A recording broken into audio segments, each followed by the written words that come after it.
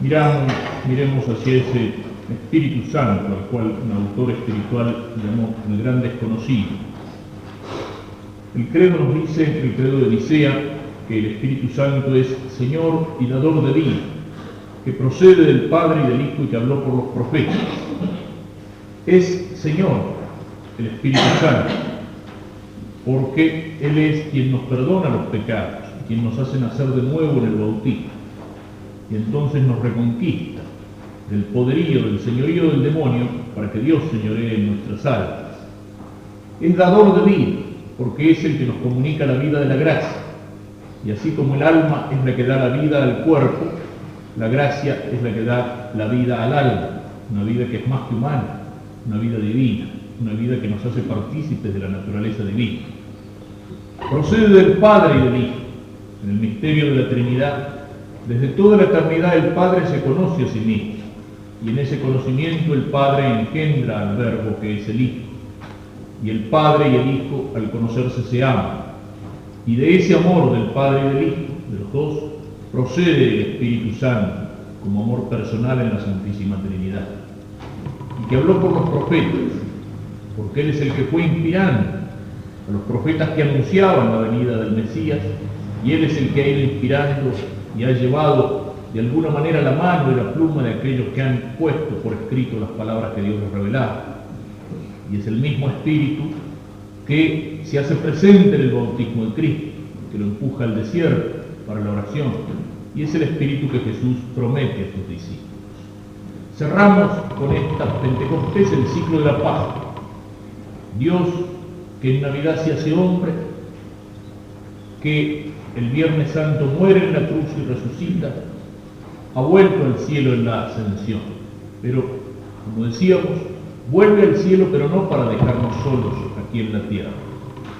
Deja a su iglesia como signo visible de su presencia, como encargada de continuar su obra, de continuar su misión de enseñar la verdad en la palabra y su misión de santificar a los hombres con los sacramentos. Quiere quedarse con nosotros y deja entonces esa maravilla, ese misterio de fe y misterio de amor que es la Eucaristía, donde Él se hace presente en el silencio. Quiere quedarse con nosotros y entonces, para que podamos estar con Él y para que podamos nosotros y la Iglesia continuar su obra, envía al soplo invisible del Espíritu Santo a nuestras almas. En el Evangelio vimos cómo Jesús promete al Espíritu Santo. Se pone en medio de ellos, sopla sobre ellos y les dice: recibid al Espíritu Santo. Es un soplo suave, el de ese anuncio de Cristo. En Pentecostés era el soplo de un viento fuerte. Tenía un motivo, un sentido en ese momento. Nacía la Iglesia. Es el tiempo de Pascua. En el tiempo de Pascua llevamos los ornamentos blancos, que son color de fiesta, de alegría. Luego comienza el tiempo durante el año, que es el tiempo de la Iglesia. Los ornamentos son verdes, color de esperanza. Hoy, en el día de Pentecostés, los ornamentos litúrgicos son rojos. Es el color de la sangre de los mártires, pero es el color también del fuego del Espíritu. El Espíritu es fuego y es soplo. Cuando Cristo lo promete, es un soplo suave. Y en ese soplo comunica el Espíritu y comunica a los apóstoles el poder para perdonar los pecados. Y con ese soplo Cristo desea la paz. Él dice: la paz es con vosotros. La paz que nace del alma reconquistada por el Espíritu, del alma en la cual reina el Espíritu, iluminando la inteligencia y fortaleciendo la vida. En Pentecostés, nacimiento público de la Iglesia, el soplo va a ser como un viento fuerte. Tiembla la casa donde los apóstoles están reunidos en oración con María, la Madre de Jesús, pidiendo que el Señor envíe el Espíritu que ha prometido. Tiembla la casa, se sienten todos los alrededores y vienen miles de judíos corriendo a ver qué es lo que pasa allí. Y baja sobre las cabezas de los apóstoles como fuego. Es el soplo de la palabra de Dios, es el viento que purifica las almas y las conciencias. Es el viento que despeja la mentira y el error en las inteligencias. Es la luz que ilumina para que los apóstoles puedan conocer a fondo todas las enseñanzas de Jesús, penetrando de alguna manera en el misterio que todavía las sigue velando. Y es al mismo tiempo el fuego del amor, el fuego de la caridad, una llama roja, intensa. Eso es la caridad. A veces en nuestro tiempo algunos piensan que la caridad es miel. No, la caridad es fuego que quema, es fuego que purifica, es fuego que ilumina, es fuego que da la vida, es fuego que entusiasma, es fuerte, es firme, es heroico, es el rojo del fuego y es el rojo de la sangre de los mártires, de fidelidad hasta el martirio. El Espíritu desciende sobre los apóstoles, lo veíamos en la primera lectura, y produce en ellos una transformación maravillosa. Estos hombres rudos, pescadores ignorantes, con buena voluntad, que habían seguido a Cristo, que habían escuchado las palabras del Señor y las habían grabado en su memoria y en su corazón, no terminaban, sin embargo, de entender. Y Cristo les ha dado una misión. Tienen que conquistar un mundo, tienen que enseñar a todas las naciones, predicando el Evangelio. Ellos se deben encontrar delante de esa misión como el que tiene ante sí una inmensa mole y tiene que trasladarla y no sabe cómo hacer. Deben sentir el peso, la carga de esa misión. El Espíritu los transforma por adentro y esos pescadores ignorantes van a ser luz del mundo, van a ser los maestros que van a iluminar con la luz de Cristo a las naciones paganas que estaban en la oscuridad. Van a conquistar el imperio, van a conquistar a Roma. Roma había conquistado Palestina, Jerusalén, pero Roma va a ser desde Palestina y desde Jerusalén, Roma va a ser conquistada por aquellos hombres, porque en sus palabras está la fuerza del Espíritu, porque en sus inteligencias, ya no más rudas, está la inteligencia de las cosas de Dios, está el entendimiento de las cosas de Dios, y con esa luz son capaces, con el don de ciencia, de iluminar también las cosas humanas. El Espíritu los transforma, haciéndolos entender las cosas de Dios, penetrar en el misterio. Ese es el trabajo que el Espíritu tiene que hacer en nosotros también, hacer que nuestra fe sea firme. Para eso lo recibimos en la confirmación, para que nos afirme, para que nos haga firmes, para que nos fortalezca, firmes en la fe. Es decir, no podemos entender muchas veces las cosas de Dios que traspasan las fuerzas de nuestra pobre inteligencia humana, pero allí está el Espíritu para iluminar. Y por eso tenemos que pedirle al Espíritu Santo luz interior, ojos para ver las cosas no con criterios humanos, sino con los ojos de Dios, ojos capaces de penetrar en el misterio con la luz divina. Eso es lo que le tenemos que pedir al Espíritu Santo. Cuando en medio de tanta confusión, de tanto error, de tanta mentira, nos vemos tentados, cuando pueden aparecer dudas en nuestra inteligencia, cuando a lo mejor nuestra fe vacila, cuando sentimos el cansancio, pedir al Espíritu Santo que nos ilumine con su luz, que haga nuestra fe clara, que haga nuestra fe firme, que nos ayude a entender, a mirar a Dios con los ojos de Dios, a mirarnos a nosotros mismos con los ojos con los cuales Dios nos mira, y a mirar el mundo iluminado por esa luz divina, por esa luz de la palabra divina, que Él ha inspirado a los profetas. Esa es la acción que Él tiene que desarrollar en nuestra vida, está con nosotros por el bautismo, por la gracia. Nuestros cuerpos, dice San Pablo, son templos del Espíritu Santo, y Él está presente. Pero muchas veces, en el momento de la duda, de la oscuridad, de la tentación, no nos acordamos de que Él está presente. Y Él está allí como tendiéndonos la mano para ofrecer la ayuda y nosotros no tomamos de esa mano que se tiende para ayudar. En la oración, como los apóstoles, con María, la Madre de Jesús, del Espíritu Santo. Y el Espíritu Santo es fuego, chicos. Y el fuego es la caridad, es esa caridad ardiente.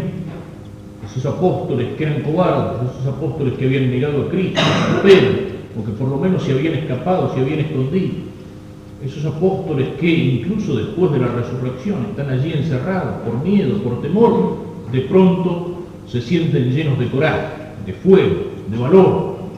Es el Pedro que abre las ventanas y le empieza a hablar a toda esa multitud de judíos. Es el mismo Pedro que unos poco tiempo antes se había achicado, se había arrugado todo delante de una mujercita que lo señalaba y le decía: vos también andabas con Jesús. Y ese mismo Pedro ahora se enfrenta, no con esa sirvienta del palacio de Caifás, sino con una multitud de varios miles de judíos. Y entonces Pedro empieza a anunciar el Evangelio con valor, con coraje. Ese Jesús al que ustedes crucificaron, Dios lo ha resucitado y ustedes tienen que hacer penitencia y convertirse. Es el Espíritu que lo ha transformado por adentro. Le ha dado el coraje, el valor que le va a dar a todos los otros apóstoles, que ya no van a negar más a Cristo, ni a traicionarlo, ni a esconderse, que van a dar su vida por Cristo, que van a entregar su vida por Cristo. Es una fuerza más que humana la que cambia así a estos hombres, y es una fuerza más que humana, es la fuerza de ese Espíritu de Dios, de ese Espíritu Santo, presente en nosotros, la que tiene que transformar. Porque nosotros también muchas veces somos como cristianos flojos, tibios, remisos, cobardes, pecadores, y sin embargo allí está el fuego del Espíritu Santo en nosotros. Está el Espíritu Santo que nos ofrece ese fuego divino de la caridad, el amor, esa firmeza en la fe. No solo nos ilumina para que nuestra fe penetre en profundidad en el misterio, sino que nos da fuerza para que esa fe la podamos aplicar a nuestra vida, para que esa fe la podamos vivir, para que esa fe impregne todos los momentos de nuestra vida. Con coraje que si es necesario tiene que llegar hasta la sangre, hasta el martirio, pero que ciertamente tiene que ser el coraje para cumplir con lo que el Señor nos pide en la vida de cada día, en esa especie de martirio cotidiano por el cual día a día, minuto a minuto tenemos que irle entregando al Señor nuestra vida, y que a veces es mucho más difícil que morir de una sola vez. Morir a nosotros mismos, morir al mundo, morir al pecado en cada día. Para eso recibimos al Espíritu Santo. Recordémoslo, que esté presente en nuestra fe, en nuestra devoción. Cuando sentimos el temor, cuando sentimos el cansancio, cuando nos vemos tentados, cuando nos parece que vamos a aflojar, pedirle al Espíritu Santo ese fuego, esa caridad ardiente que nos impregne, que conforme todas nuestras vidas. Y pidámoslo así, como los apóstoles que se preparaban para Pentecostés, todos reunidos en oración con María, la Madre de Jesús, María en el centro, María a la cual la Iglesia le llama esposa del Espíritu Santo, porque sobre ella descendió misteriosamente el Espíritu Santo para que el fruto que iba a concebir en su seno no fuera un fruto humano, sino el Hijo de Dios, el Verbo hecho carne. Este es el significado de esta fiesta. Es el tiempo de la Iglesia que comienza, decimos. El tiempo de la esperanza en la segunda venida. Y en esa Iglesia el Espíritu Santo está presente como algo que al vivificar en la gracia a cada uno de los cristianos, vivifica también, da vida a toda la Iglesia. Continúa iluminándola, inspirándola, fortaleciéndola y continuará así por deseo de Cristo hasta el último día. Y hoy es día de elecciones. En todos estos últimos tiempos creo que como 16 millones de veces me han preguntado: Padre, ¿y por quién hay que votar? Yo no señalo a ninguno con el dedo. Digo, mire, usted tiene una conciencia cristiana y es esa conciencia cristiana la que tiene que guiar, con criterios cristianos, que tienen que iluminar también la vida de la sociedad. Entonces, elija el que le parezca mejor con esos criterios, o al menos mal. Y si le parece que no hay ninguno que sea menos malo, y bueno, entonces no vote ninguno. A pesar de algún obispo despistado, también el votar en blanco es una forma de expresarse. Es una forma de expresar, aunque no sea el descontento o el rechazo de lo que pueda haber. Eso está en la conciencia cristiana de cada uno. Yo no señalo a ninguno, el Espíritu Santo tampoco lo hace. Uno me decía: le voy a pedir al Espíritu Santo que me ilumine. Le digo: mire, el Espíritu Santo está por sacar un comunicado en los diarios diciendo: no me metan en leyes.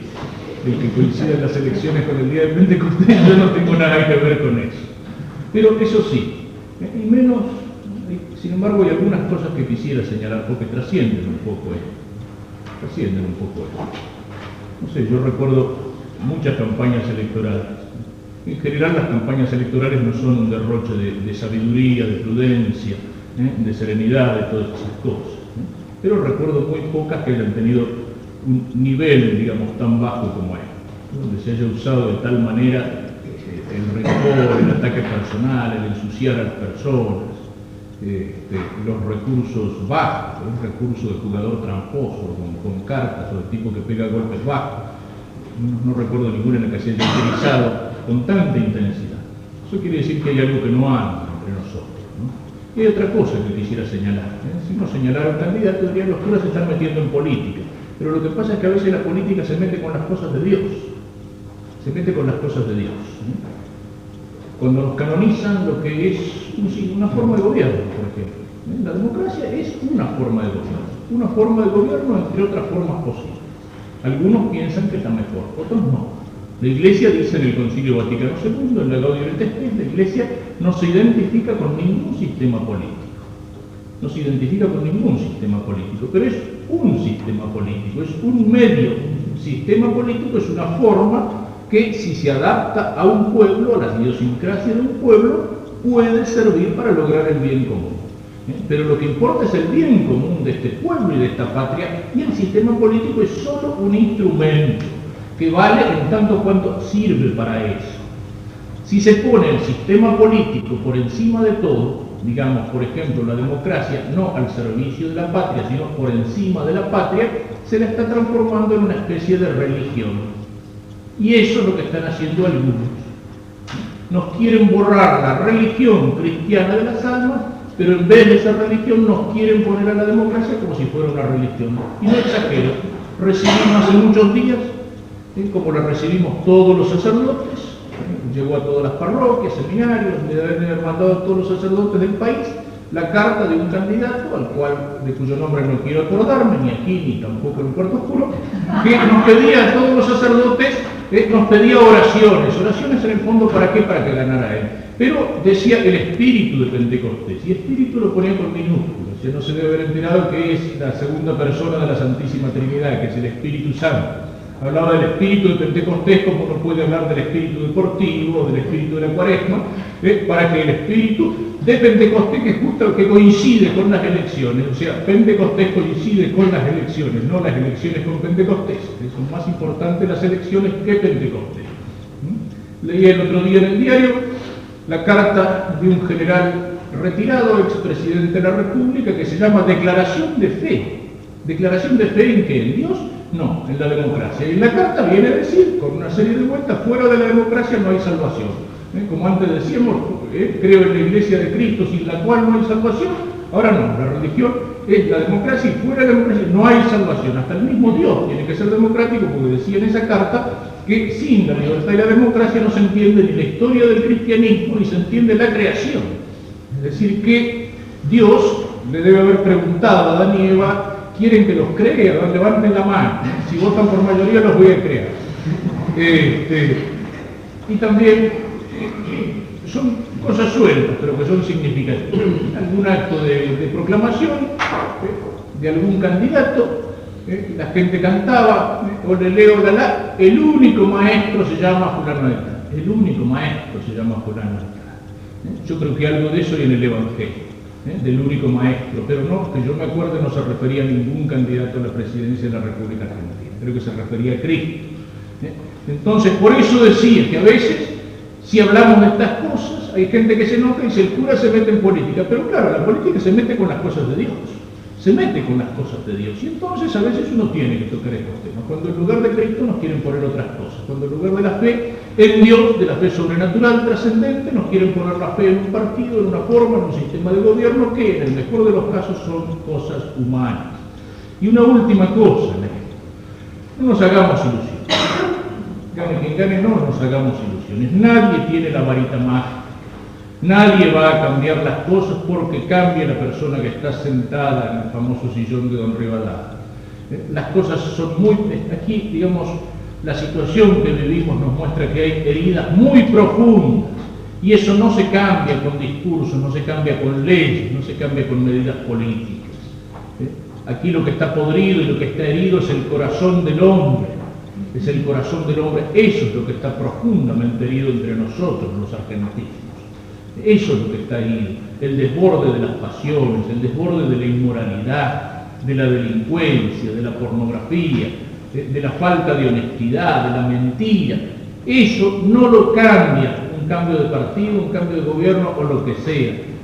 La única solución de eso es que los argentinos nos acordemos de que somos cristianos. Cuando pisoteamos la ley de Dios y los mandamientos de Dios, cuando cada uno quiere pasarla lo mejor posible, ¿qué es lo que pasa?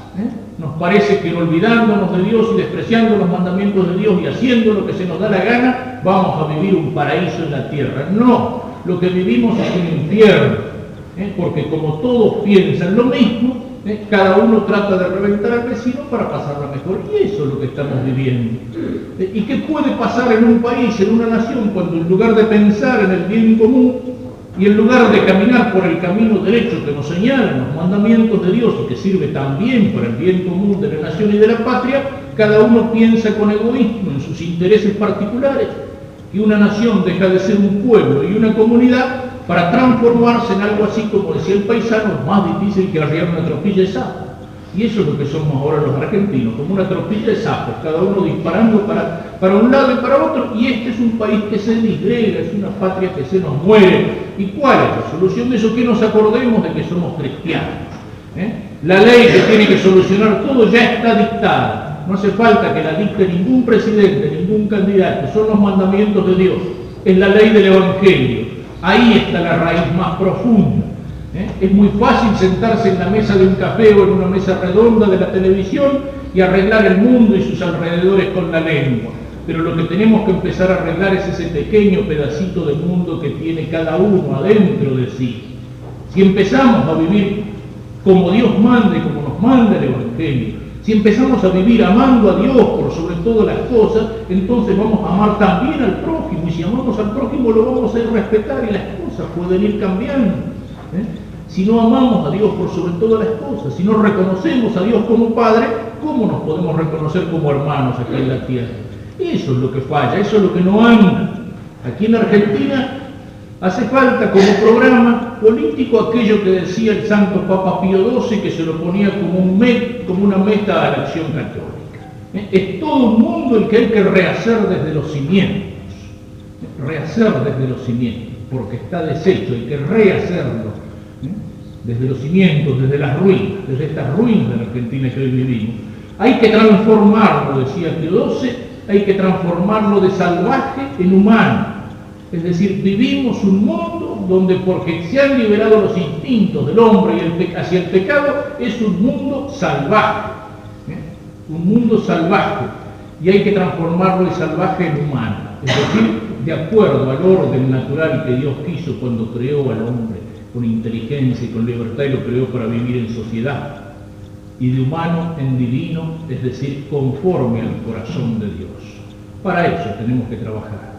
Y eso no es el trabajo que se da en un solo día con la varita mágica de meter el papelito dentro de la urna, sino que eso es el trabajo de nuestra vida, de nuestro compromiso y de nuestra responsabilidad de todos los días y a lo largo de mucho tiempo. Si somos capaces de reencontrar a Dios y de hacer que los demás lo reencuentren, entonces podremos un día reencontrarnos como argentinos. ¿Es difícil? Claro que es difícil. Y bueno, eso es lo que tenemos que pedirle al Señor.